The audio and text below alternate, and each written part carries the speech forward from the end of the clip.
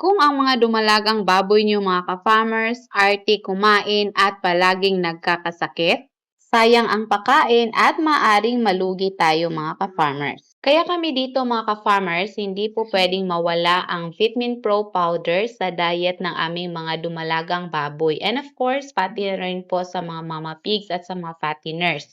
Ito po ay hinahalo namin kada pakain mga ka-farmers. Isang scoop po yung hinahalo namin kasi apat po sila sa isang kulungan mga ka-farmers. Yan po yung vitamins namin na palaging binibigay daily dahil hindi po kami sumusunod sa feeding guide mga ka-farmers. At least kung may kulang po sa feeds na binibigay namin, ma-fill lang po ng Vitamin Pro powder. Ang ilan sa benepisyo ng Vitamin Pro powder ay maganang kumain, malakas ang resistensya, mabilis ang palaki ng dumalagang baboy at tipid sa gamutan mga ka-farmers. Kaya ano pang hinihintay nyo mga ka-farmers? Isama nyo na rin po sa diet ng inyong mga alaga ang Vitamin Pro powder. Nasa link po natin or sa yellow basket kung gusto nyo pong mag-avail.